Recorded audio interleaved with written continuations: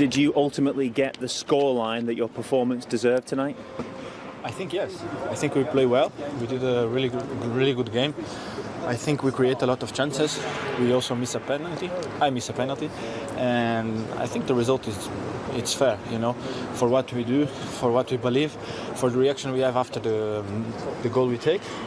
We scored one goal in offside, and after we scored from a corner, I think it was really important for us.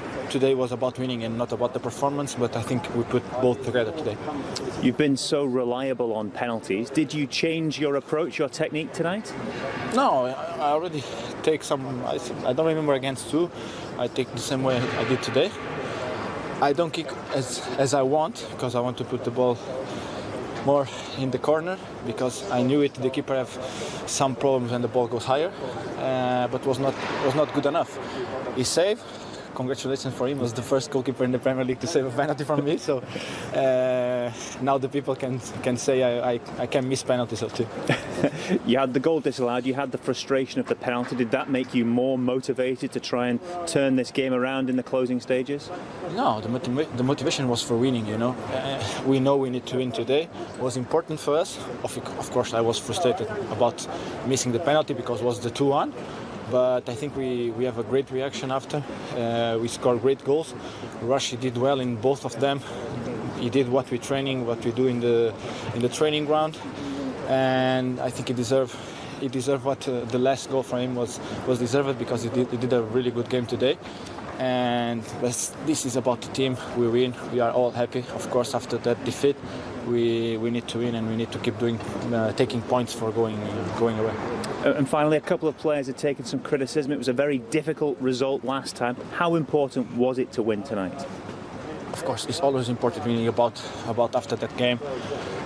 Not about the criticism we have. This is normal in football. When you lose, every time they come over you. So I understand already in these 10 months in Manchester, maybe a little bit more in Manchester United than other clubs, but it's okay. This is a big club. You know you have a big pressure on you. We are big players. We play for a big club, so we are okay with that. They can do what they want. As I said before, after the game with national team, the team is together. We want to work together to be out of the 6-1 against Tottenham, and I think today was the right way to do it. Bruno, very well played. Thank you. Thank you very much. Ollie, when Manchester United play, it's always a big game, but how big was that game tonight for everybody? Of course, it's after the last result was it made it even bigger. Then 1-0 down in 2 minutes, so that's made it even more so for them. And I thought we showed some great resilience, great character to come back. I thought we handled that setback really well, and led by a very, very inspirational captain. You spoke in the run-up to this game about people perhaps outside trying to create divisions. Do you think they'll think twice about trying to do that now after this result? No. It's just that's the way it is in this world, isn't it? So no, the boys have come together really well. We know we've got a tough and difficult month ahead of us, and we're looking forward to every single game. You know, today we've rested a few, and they've come on and made a difference for us. You left Paul Pogba on the bench tonight. Did you make a statement there to everybody that nobody's big enough to not get a start if you're not putting it in? Well, I think it's every single player here has to perform, but Paul's had some hip and back problems when he was away with France, so it wasn't right to start him today, and we've got many big games coming up, and everyone has to perform when they come on, because now we've got competition for places. So delighted with everyone today, and he put a good performance on when he came on. You placed your faith in Harry Maguire. Did he return that faith tonight with this performance? I thought he was excellent. I think, of course, he scores a goal and he leads by example. He's always a very, very good character around the place, and very, very happy for him, because he's had a couple of difficult weeks since last game for us. Today was all about the result. Clearly job done, as you mentioned, on the full-time whistle. What about the nature of their performance for Manchester United? Well, it wasn't great to start the game, that's for sure. Obviously, the own goal they conceded was poor. The whole defence was involved in that. But I thought he's right. They show character, and that's what you need. If you're going to be at a top club like Manchester United, you have to dig deep. It's a tough moment for Harry Maguire. I love the fact that he played. You know, he scored an important goal and he showed up to that interview. And I thought when Van der Beek and Pogba came on, that really changed the game. You know, Bruno Fernandes missed a penalty, didn't really go all their way, but when they got the better players on the pitch, they cruised it. And I think Newcastle ran out of steam. Darlow made some fabulous saves, didn't he, Tony? But they were just a bit overrun. Yeah, a bit more on Harry Maguire. Tony, you said when the chips are down, the big players tend to raise their game. And did you see that from Harry? Did he show some he got character? a good goal. I don't think it was an outstanding performance by the guy, you know. And the whole performance, it's very harsh on Newcastle, the result at the end of the day. I didn't think it was... I was trying to find a word for the Man United. It's a bit clunky. You know, it was kind of not fluid, and they were very tense, and it wasn't flowing until they run away with the game later on. But Harry, you know, he's got that character. He's a sweet guy. His attitude is fantastic, and I'm delighted that he's responded in that way, and they've got the result. He deserves it. Yeah. Well, let's remind ourselves, at the break, of course, it was one apiece. So how important was this save by David De Gea to deny Callum Wilson? I mean, first of all, Sam Maximan, he's unbelievable. In these areas, you just can't live with him. And Callum Wilson gets away from Harry Maguire. And, I mean, the save is outrageously good. That's David De Gea at his best. You know, you don't think about some of the mistakes that he's made, but that save, you're right, it's just massive for them. Keeps them in the game. Callum Wilson can't believe it. See, he puts his hands on his head, he thinks, how on earth has he saved that? Absolutely, it's 1-1 there. You know what I mean? That turns the game, that wins the game for him. Brucey couldn't believe it, could he? How important your goalkeeper is for you. We've seen 2 games today that goalkeepers have won the games for the team. That's a good point.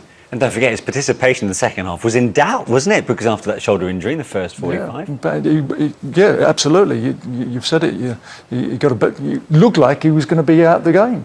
Yeah. And, you know, that's at his best. Aaron just said it. Get down to his left, shot stopper. He's fantastic at that. Yeah.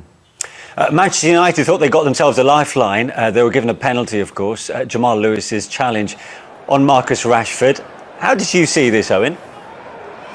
Well, I think any time it's difficult when you're a fullback. Jamal Lewis coming across the pitch, Rashford just waiting, gets it out of his feet, and I thought it wasn't a lot of contact, but I thought it was enough that you could give a penalty there. I think he makes it easy. The referee, once he goes back to look at VAR, looks at it himself. He decides pretty quickly that he thought it was enough contact. I thought there was, but you know, I think some people might disagree. Tony, there's a wry smile on your face. I don't know what he's doing, to be completely honest with you. I don't know why he's getting involved. The ball's going away from the goal. There's no reason to dangle your foot to even try and trap the ball there. The work's been done because the defenders have turned the forward around and he's going back towards his own goal. Yeah, that's a good you just point. stay on your feet. It's in the box. He's made contact. Unfortunately, I can't argue with Owen. I think it is a penalty. You do.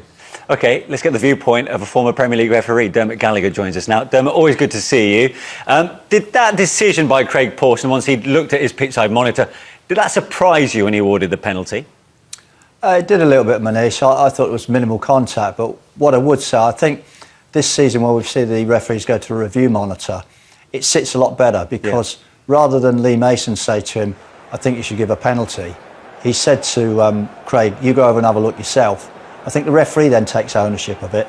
He has a look, you know, he took his time, he had a good few looks at it, he looked at it from a few different angles. I just wondered if the ball had got away from Rashford and he was going down.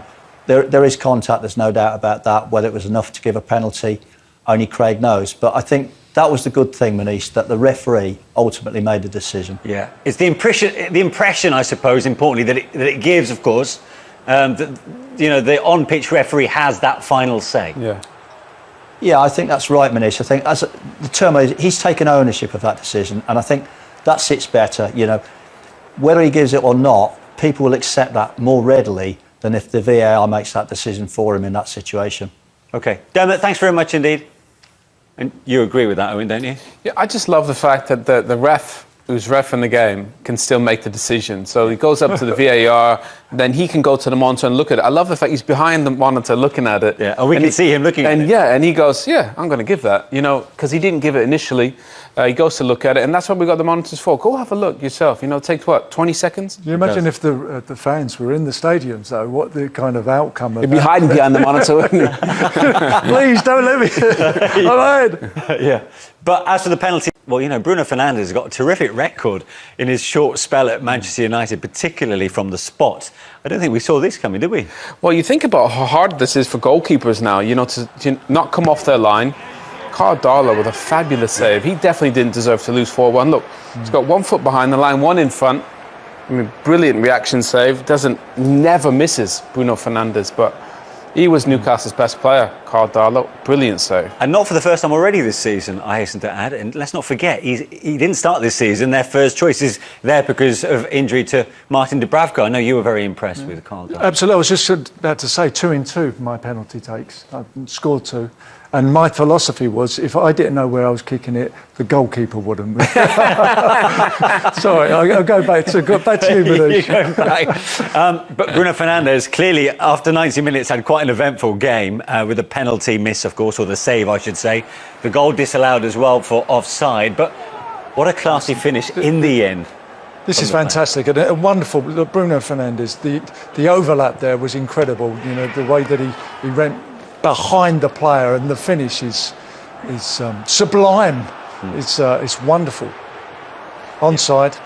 No arguments there. Class, absolute class from Rashford and from Bruno Fernandes. Just that's what you want to see from Manchester United. A bit of precision. Look at that for a finish. Yeah. What a player! Every time he plays, he creates something. Another good finish. This from Aaron Wan-Bissaka. What about the build-up play?